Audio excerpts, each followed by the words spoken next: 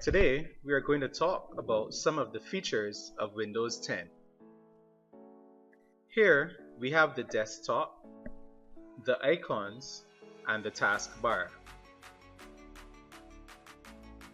On the taskbar, you will find the Windows button, which is also called the Start button, Quick Launch buttons, the Cortana search bar, icons representing any open programs, shortcuts to Windows features like the volume control, networking, and the time and date.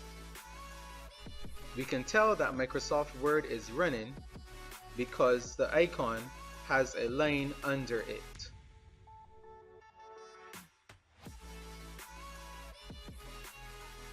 Click on the Windows button to show the Start menu.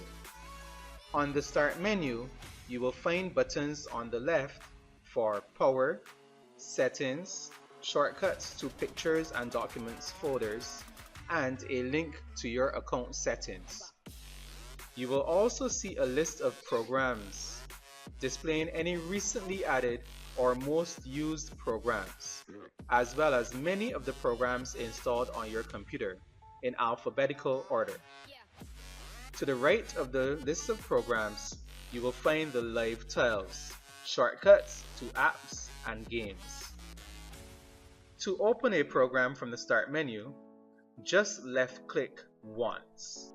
To open a program from a shortcut on the desktop, typically you double left-click the icon for the program.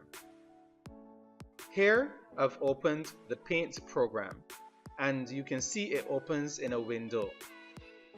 At the top of the window, we have the title bar, which displays the name of the program, the name of the file that you are working with, or any other information relevant to what is happening in the window.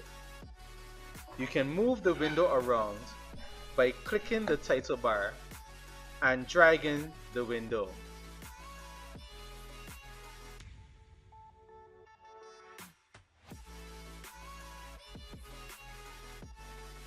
In the upper right-hand corner of the window, there are buttons to minimize, maximize, and close the window. Minimizing shrinks the window down to the taskbar. To restore the window, just click on the icon running on the taskbar, or the thumbnail preview of the window. Maximizing the window makes it fill the entire screen. The close button exits the program. In the upper left of many windows, you will also find another button that gives you access to the same options. At the right side of the window, you will often find a scroll bar. The scroll bar only appears if there is more information to be displayed at the bottom of the window that cannot fit in the window. You can click and drag the scroll bar.